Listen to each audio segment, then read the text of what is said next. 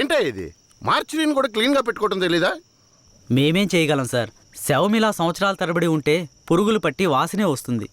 Sir, అన్ని welfare సొసైటీలకి information ఇచ్చాం, వాళ్ళు ఇంకా రాలేదు. సార్, అనాథ శవాల్ని దహనం చేయడానికి ఎన్ని ఫార్మాలిటీస్ ఉన్నాయో మీకే తెలుసు కదా. గవర్నమెంట్ వాళ్ళకి తెలియజేసి పర్మిషన్ తీసుకునేలోగా తల ప్రాణం తోకొస్తుంది సార్. ఇప్పుడు ఏం చేద్దాం అంటావు? హాస్పిటల్స్ లేక అనాథ శవాలు చేరకుండా చూసుకోవాలి సార్. సార్, 3వ నెంబర్ వార్డులో ఉన్న అనాథ పేషెంట్ సీరియస్గా ఉన్నాడు సార్.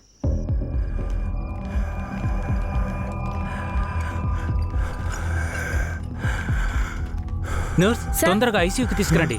Okay sir.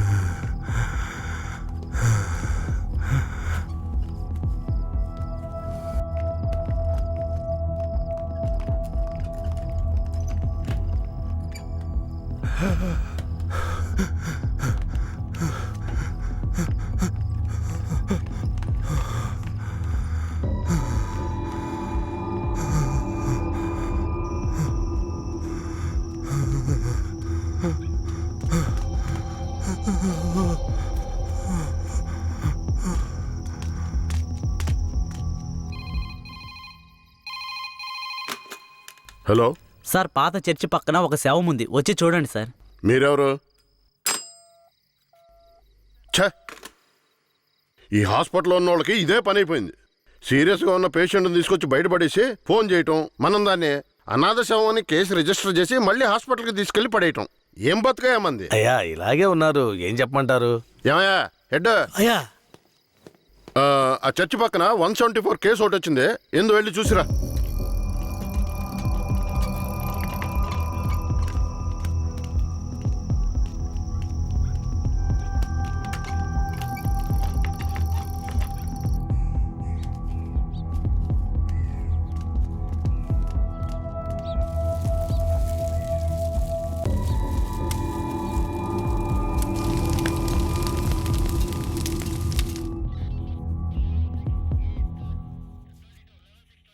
ఏమయ్యా హెడ్, ఎప్పుడు వచ్చే 174 అనాథ కేసేనా? అవునవును. అనాథ సేవాన్ని తగలబెట్టి మీరు గవర్నమెంట్కి లెటర్లు రాస్తూనే ఉన్నారు, కానీ డబ్బులు మాత్రం రావడం లేదు. అరే పోవయ్యా, డబ్బు గిబ్బు వస్తుందో లేదో, అనాథ శవానికి అంత్యక్రియలు చేసామని పుణ్యమైనా వస్తుంది. రెడ్డి గారు, మీలాంటి వాళ్ళు మన డిపార్ట్మెంట్కి పుణ్యం చేసినా డిఎస్పీ రఘునాథ్ లాంటి వాళ్ళు పాపమే చేస్తున్నారు. ఇదిగో చూడండి. ఎవరు మన ఏరియా నుంచి ట్రాన్స్ఫర్ అయ్యారే, ఆ డిఎస్పీ రఘునాథా? అవునయ్యా, 5 మందిని ఎన్కౌంటర్ పేరుతో చంపేసి కనిపించలేదని చెప్తే నరసింగాపురం ఊరు వాళ్ళు ఊరికి వదిలేస్తారా? ఊరోళ్ళంతా మీడియా వాళ్ళతో కలిసి పోరాటం, ధర్నాన్ని గొడవ చేయడం వల్ల ఇప్పుడు గవర్నమెంట్ విచారణ కమిషన్ పెట్టింది. విచారణ కమిషన్ ఊరికి వదిలేస్తుందా? డిఎస్పీని పీల్చి పిప్పి చేయదు. యూటీవీ ప్రేక్షకులకు నమస్కారం. ఇప్పుడు మనం ఉన్నది నేర పరిశోధన కార్యాలయం. గత నెల రాష్ట్రంలో సంచలనం సృష్టించిన నరసింగాపురం గ్రామంలో జరిగిన కలవరంలో 2 అమాయకులైన వ్యక్తులు కాల్చి చంపబడ్డారు. మరికొందరు ఆసుపత్రిలో ఉన్నారు. ఒక అమ్మాయితో సహా 7 జాడ తెలియలేదు. దాని గురించి పోలీసులను అడిగితే అలా మేమెవరిని తీసుకుపోలేదంటున్నారు. ఇప్పుడు వాళ్ళు ప్రాణాలతో ఉన్నారో లేదో కూడా ఎవరికీ తెలీదు. దీని గురించి ఇక్కడున్న ప్రజల అభిప్రాయం ఏంటో ఇప్పుడు అడిగి తెలుసుకుందాం. ఏం జరిగిందో చెప్తారా? న్యాయం జరగాలనే దీనికి ఒప్పుకున్నాం. కనిపించకుండా పోయిన వాళ్ళు మా ఊరికి తిరిగి రావాలి. రాలేదో మేము ఒప్పుకోం. మా ఊరి కుర్రోళ్ళు ఇంకా ప్రాణాలతో బతుకున్నారో లేదో కూడా తెలియడం లేదయ్యా. వాళ్ళు ప్రాణాలతో తిరిగి రావాలని మేము ఆ దేవుణ్ణి వేడుకుంటున్నాం అయ్యా. జడ్జి గారు వచ్చారా?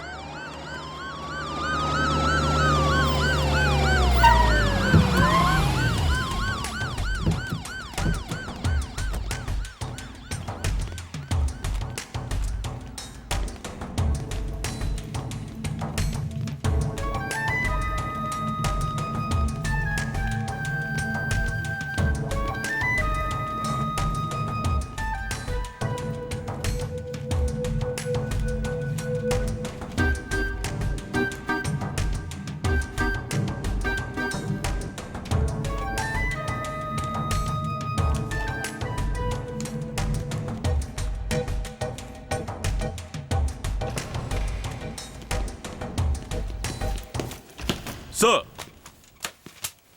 రఘునాథ్ మీరేనా? Yes sir. మీరు సర్వీస్లో వచ్చారు ఎన్నేళ్ళైంది? Sir, I join service in. Telugu రాదా? మీరు చేసిన నిర్వాకాన్ని మెచ్చుకుని పత్రికలో ఫోటోలు వచ్చే చూడండి. కనిపించకుండా పోయిన 7 ఎక్కడా? నాకు తెలియదు సార్. మీరే తీసుకెళ్లారని తెలిసింది? నేను తీసుకువెళ్ళలేదు సార్. సరే, మీరు వెళ్ళండి. అవసరమైతే కబురు చేస్తాను. Yes sir.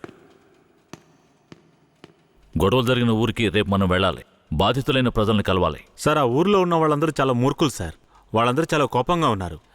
ఇప్పుడు వద్దు సార్. ఇప్పుడొద్దేంటి? ఖచ్చితంగా వెళ్ళాలి. సార్, నర్సింగపురం ఆంధ్రాకి తమిళనాడుకి బార్డర్లో ఉంది సార్. ఈ ఊర్లో జనాభా మొత్తం 592 మంది సార్. ఈ గ్రామాన్ని బ్లాక్ మార్క్ గ్రామంగా ప్రభుత్వం ముద్ర వేసింది సార్. యాక్చువల్గా ఈ ఊరు ఎలా ఉంటుందంటే కర్రతుమ్మ చెట్ల మధ్య ఊరును దాచినట్టు ఉంటుంది సార్. ఈ ఊరు చుట్టూ సుమారు 20-25 కిలోమీటర్ల వరకు కర్రతుమ్మ చెట్లే సార్.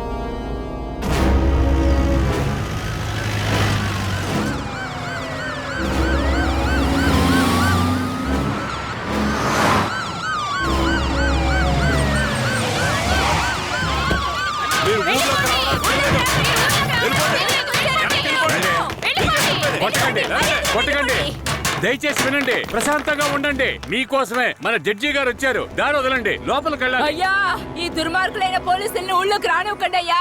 నా కొడుకుని మనవల్ని లాక్కుని పోయారు. ఇంతవరకు ప్యానల్తో ఉన్నారా లేదో తెలీదయ్యా. మీరే న్యాయం చేయండి అయ్యా. మీరు భయపడక్కర్లేదు. అందరూ కాస్త ప్రశాంతంగా ఉండండి. మీకు ఎలాంటి భయం అక్కర్లేదు. సాధ్యమైనంత త్వరగా విచారణ జరిపి వాళ్ళ ఆచూకీ కనిపెడతాం. నాన్నెక్కడని అడిగిన బిడ్డకి ఏమని సమాధానం చెప్పమంటారయ్యా?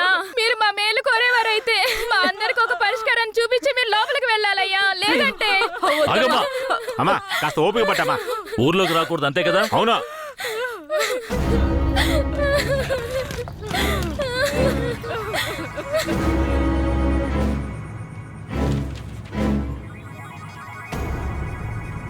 పోలీసులంటే అందరికీ భయం ఉంటుంది, కానీ ఇంతగానా? ఊరంతా భగభగ మండుతోంది. అంత దారుణం ఏం చేశారు? ఎంతమందిని చంపారు?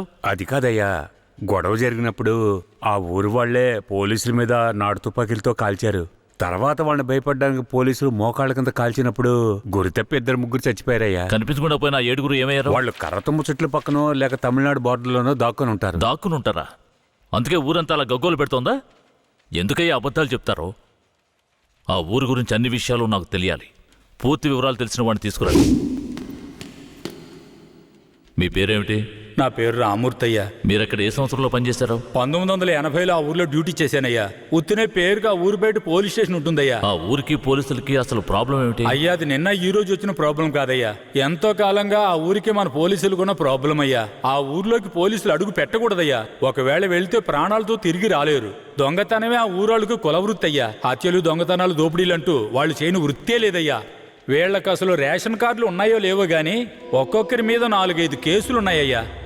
వీళ్లను చూసి ఎదుటి వాళ్ళు భయపడాలే తప్ప వీళ్ళు ఎవరికీ భయపడరయ్యా. వాళ్ళకంత ధైర్యం రావడానికి ఎవరు కారణం?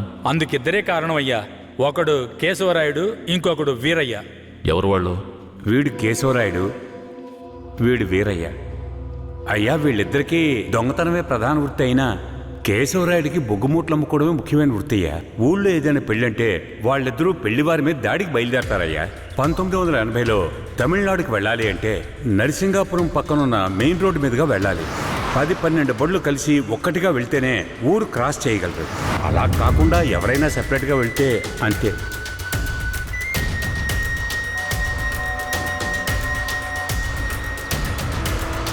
ఆగండి, ఆపండి, ఆపండి.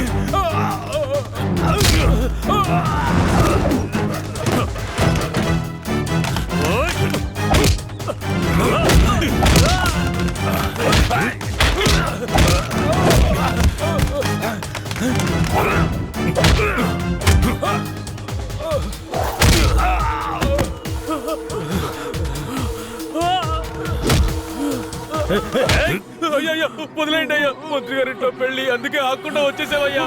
అయ్యో వదిలేయండి అయ్యా, అయ్యా వద్దయ్యా అయ్యా. రే, మేము ఆకలి కోసం దొంగలిస్తున్నాం, నీ మంత్రిలాగా ఆడంబరంగా బతకడానికి కాదు. ఊరు సొమ్ము దోచుకునే వాడి కోసం అడ్డమైన పనులు చేసి అల్పాయుష్లో పోకు. నిన్ను నమ్మి నీ కుటుంబం ఉంది. మా ఊర్లను పెళ్ళేరా.